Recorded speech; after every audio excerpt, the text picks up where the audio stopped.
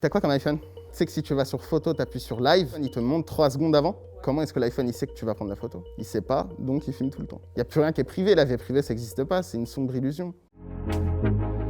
C'est réaliste ou pas? Je ne crois pas une seule seconde. Rabin des Bois, auteur, hacker, speaker, chanteur, acteur, menteur, imposteur. On est là pour Melchi pour analyser des séries et des films sur le hacking et jauger si c'est réaliste ou pas.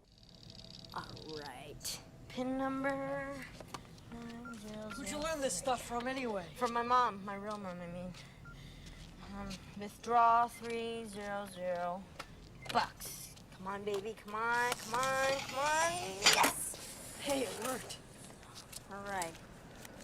Easy money. On a deux petits garçons qui utilisent une carte bleue vierge sur laquelle eux-mêmes, après, ils ont imprimé les numéros de carte de crédit qu'ils ont récupérés, j'imagine, au préalable ou auparavant. Et en fait, ce qui se passe, le logiciel essaye en fait de déchiffrer quel est le code PIN à 4 chiffres qui serait valable, et donc on voit les numéros qui s'effacent un à un. Maintenant, ça se fait plus comme ça. Je suis même pas sûr que ça soit véritablement très réaliste. En gros, par contre, il y a quelque chose qui est assez similaire à l'heure actuelle. C'est des boîtiers qui se posent sur les automates de distributeurs de billets et qui, en fait, après, eux, vont avoir comme information toutes les cartes de crédit qui seront passées dedans. C'est assez technique, mais ça se trouve en vente sur le darknet ou sur Internet même. Ça peut être crédible que deux gamins de cet âge-là fassent des petits coups comme ça. J'ai commencé à cet âge-là, mais pas du tout dans la vraie vie, pas du tout avec les banques, les trucs. Je suis un mec de la chambre, quoi. Je suis devant mon écran, mon ordinateur, je passe 15 heures par jour devant un ordi, et voilà. J'ai pas beaucoup d'amis, et mes meilleurs amis, c'est des gens que j'ai jamais vus, quoi. Et ce qui m'a poussé, en fait, à vraiment débuter là-dedans, c'est le besoin d'argent. J'ai perdu ma mère quand j'étais jeune, et j'ai pris une gifle de lucidité. J'ai réalisé très vite que j'étais pauvre, et j'ai compris que je voulais pas le rester aussi. Très rapidement, en fait, l'écran, pour moi, c'était un refuge, mais c'est devenu mon secteur d'activité, parce que je me rendais compte qu'il y avait énormément d'argent, en fait, qui pouvait être gagné par le numérique, en fait, par le cyber, par l'écran. On était plutôt sur tout ce qui était Darknet Market. C'est une plateforme de vente. Les produits qui se vendent le plus, en fait, c'est des drogues. Et du coup, ça, c'est quelque chose auquel j'ai jamais touché, ou les armes, quelque chose comme ça. Ce qui m'intéressait, moi, c'était donc la data, les données, tout ce qui était adresse email, carte de crédit, mot de passe. Ouais, j'ai directement compris que c'était illégal, mais je pensais que c'était beaucoup plus intelligent de faire ça que d'être dans la rue, en fait. Parce que là où tu vends du shit et tu finis arrêté ou en garde à vue ou quoi que ce soit, et tu peux vendre de la data, gagner beaucoup plus d'argent et au final ne pas spécialement être emmerdé, quoi. J'ai bégayé de ouf. C'est la merde, la pire DDoS que j'ai jamais vue. T'as reconfiguré le DNS? Je préserve la voix en français. Alors arrête les services. J'ai déjà arrêté les services. J'essaie de rebooter les serveurs, mais ils veulent pas se rallumer. Quelqu'un est à l'intérieur de leur réseau en train de le doigter bien comme il faut. Pour le coup, j'ai regardé cette série. C'est réalisé par Sam Esmail, et Sam Esmail, en fait, ça a été l'un des premiers réalisateurs à dire « Ok, il y en a marre de faire du hack flashy. J'en ai marre de voir des non-sens à l'écran, j'en ai marre de voir des choses qui sont pas crédibles et qui sont pas réalistes. » Et donc Sam Esmail, dans Mr. Robot, a vraiment fait en sorte que tout soit réel et réaliste. Il s'est même entouré d'anciens employés du FBI, qui étaient dans le pôle cybersécurité, si je dis pas de conneries, et qui, eux, du coup, leur mission, c'était de faire en sorte que tout soit crédible et que tout soit réel. Et c'est pour ça aussi, d'ailleurs, que Mr. Robot a connu le succès qu'elle a connu, je pense, c'est parce que c'est pas fake, en fait. Il y a un côté authentique. Tout ce qu'on voit à l'écran est véritable et véridique. Un DDoS, c'est un Denial Distribution of Service. En gros, c'est un mot bien fancy pour dire que c'est comme si tu avais 50 porcs qui essayaient de passer par une chatière en même temps, tu vois. Genre, ça passe pas. C'est juste ça, mais tu remplaces les animaux par du trafic. C'est comme si tu avais 150 000 personnes qui essayaient de se connecter en même temps sur un même site à un endroit bien précis, et ce qui fait que ça passe pas, en fait, comme la chatière. Et donc, du coup, tout crache. Malgré les entreprises en cybersécurité qui donc sont censées arrêter toutes les attaques et tout, c'est du temps réel en fait. Ça dort jamais, ça s'arrête jamais. Il faut savoir aussi que les attaquants, ils ont à peu près 3 mois d'avance sur les compagnies d'antivirus. Sur tout ce qui est actualité du code, développement de malware, ils ont à peu près 3 mois d'avance. En défense, la partie défense, cybersécurité, ils sont tout le temps en train de faire quelque chose. La partie attaque, ils sont tout le temps en train d'attaquer, mais ils sont aussi en train de prévoir les attaques de demain en fait. Ce qui fait qu'on peut penser qu'une fois qu'on engage une entreprise en cybersécurité, on n'aura plus de problème, mais c'est pas du tout ça. Ça veut dire que si tu l'engages, c'est que tu peux voir, tu vas avoir des problèmes en fait. Tu deviens une cible, donc tu as besoin de sécurité.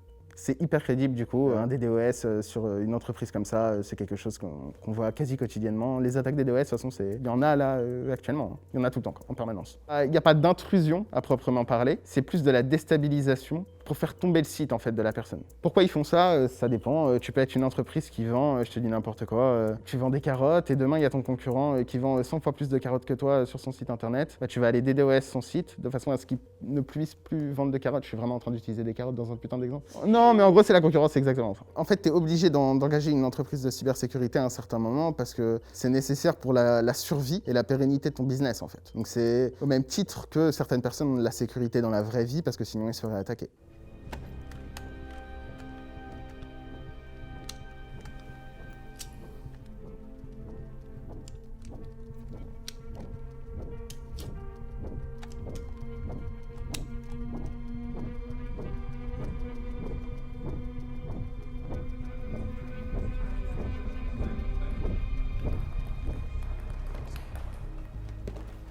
You headed home already? Yeah, I'm not feeling so well.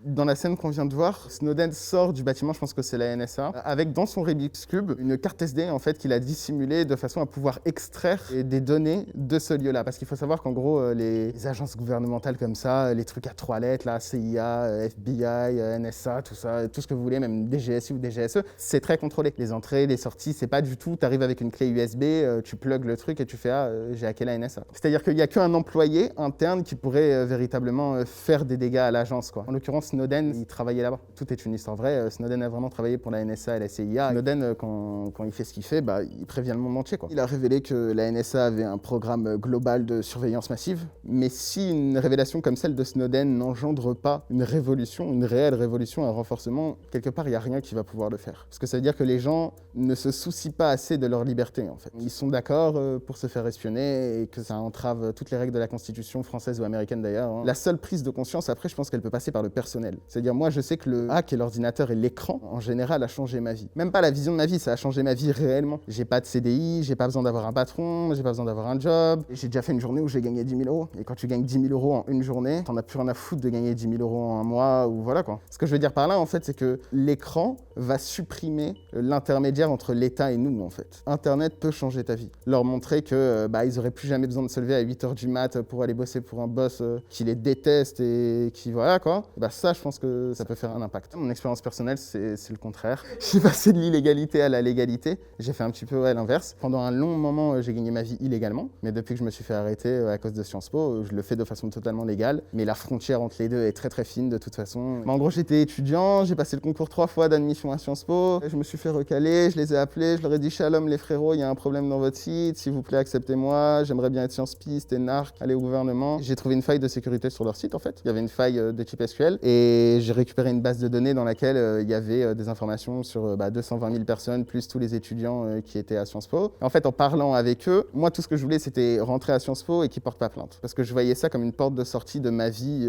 justement, illégale, en fait. Et je me disais que j'allais laver mon parcours en justement devenant Sciences Piste, et après essayer de faire quelque chose. Mais le problème, c'est que ça s'est pas du tout passé comme ça, parce qu'ils n'ont pas tenu leur parole, ils avaient promis qu'ils n'allaient pas porter plainte, et ils ont porté plainte. Du coup, je me suis fait arrêter, et j'ai été jugé pour ça, et merci le système. C'est de bonne guerre. Mais tranquille, après j'ai sorti un livre et tout, on les a détruits, genre, c'est un peu de la dinguerie de dire ça, mais pardonnez-moi, Seigneur est miséricordieux s'il vous plaît. En l'occurrence, moi après, le hack de Sciences Po, pour être très franc, c'était très simple, n'importe qui aurait pu le faire et c'est pas du tout mon plus grand fait d'armes. Mais après, c'est celui qui a été le plus rentable pour moi, parce que j'ai transformé une SQL en une carrière d'écrivain et je sais même pas pourquoi.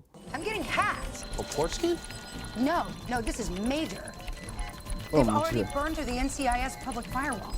Well, isolate the node and dump them on the other side of the router. I'm trying. It's moving too fast.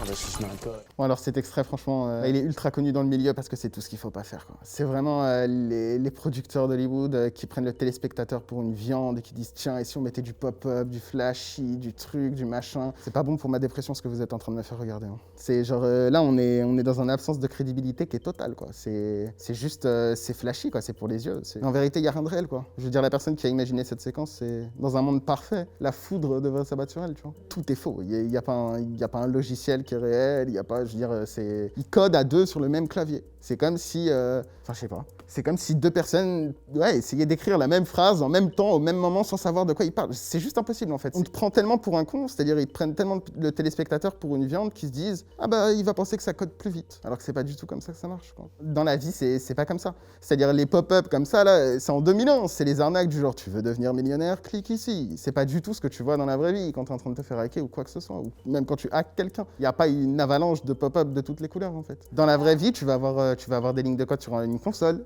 un terminal, tu vas avoir Nmap, tu vas avoir plusieurs trucs, tu vas avoir plein de logiciels. Tout ce que tu vois dans Mr. Robot par exemple, tous les outils utilisés, tous les logiciels utilisés, tout est réel. He's coming.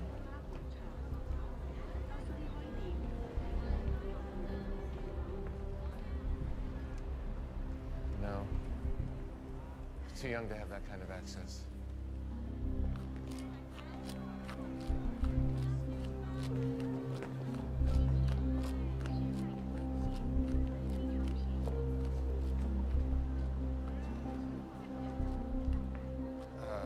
What time does the restaurant open? Noon. Donc là, dans la scène, c'est la rencontre entre Snowden et les deux journalistes. Il y a des indications qui ont dû sans doute être laissées par Snowden au préalable, l'alligator, le fait qu'il aurait un Rubik's Cube dans la main, une question en introduction qu'on a pu voir. Tout ça est assez réaliste, voire même complètement réaliste, parce que j'imagine que si on prend des risques comme Snowden, il n'y a pas de paranoïa en fait. La paranoïa devient juste de l'intelligence, j'imagine, et pour lui, il fait ce qui semble être nécessaire. Mais encore une fois, scène qui pourrait être tout à fait réaliste, pourquoi pas, ouais. Un hacker qui rencontre deux journalistes dans un grand hôtel à Hong Kong. C'est justement par Laura Poitras et par Glenn Greenwald qu'on a su l'identité de Snowden, puisqu'elle a réalisé un reportage sur lui. Et si jamais il n'avait pas pu les rencontrer à Hong Kong, peut-être qu'on n'aurait jamais su au final tout ça en fait. D'où l'importance de l'anonymat et aussi l'indépendance de la presse. Mais oui, il a eu beaucoup de courage, beaucoup de bravoure, mais après, tout dépend en fait de l'éthique de la personne. C'est-à-dire que tu vas avoir des hackers qui vont pas du tout tolérer des choses comme ça, ou en l'occurrence pour Snowden, c'est une violation totale de la Constitution américaine. Donc ça veut dire que l'intégralité de leur constitution, de leur système, en fait, est juste hypocrite, c'est une blague. Et lui, il pouvait pas laisser passer ça, en fait. En tant qu'Américain, en tant que patriote, il pouvait juste pas laisser passer ça. J'aurais jamais fait ce qu'il a fait parce que je suis personne et que j'ai pas envie de me faire défenestrer, en fait, par une agence à 3 lettres. Mais moi, en l'occurrence, j'ai jamais montré ma tête à personne, quoi. Tout s'est fait en ligne. Si je suis masqué, c'est pour protéger, à la fois l'authenticité de ce que j'ai envie de raconter, parce que j'ai pas spécialement envie d'avoir des comptes à rendre à des personnes, et j'ai juste envie de m'exprimer comme bon me semble, et aussi pour pouvoir rester tranquille en fait, tout bêtement. Il n'y a rien qui disparaît d'internet, autant ne pas se montrer en fait, autant conserver sa vie privée au maximum. You want a cookie with that? It's on the house. Sounds awesome.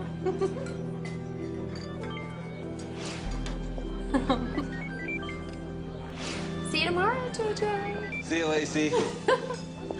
Oh, saw your boy in the fire hat just now. So cute. Yeah, he's really something.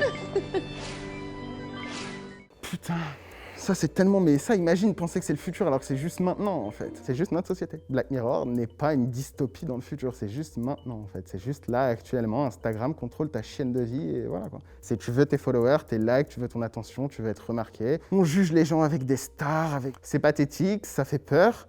Mais c'est réel. En Chine, là, en 2019, ils ont instauré un système de notation de citoyens. Et si tu réfléchis bien, on en a déjà. Quand tu mets une note à ton Uber ou que lui t'en donne une, c'est quoi ce monde, s'il te plaît, frère? Défenestre-moi, suicide-moi, s'il te plaît. Je ne veux pas vivre là. Il y a à la fois une lucidité sur notre société, vraiment, avec justement cette conscience numérique. Ce qui est intéressant aussi dans l'extrait de Black Mirror, en fait, c'est que là où avant, tes informations privées actuellement sont entre toi et l'opérateur téléphonique, Facebook, tout ce que tu veux, dans cet extrait, c'est aux yeux de tout le monde.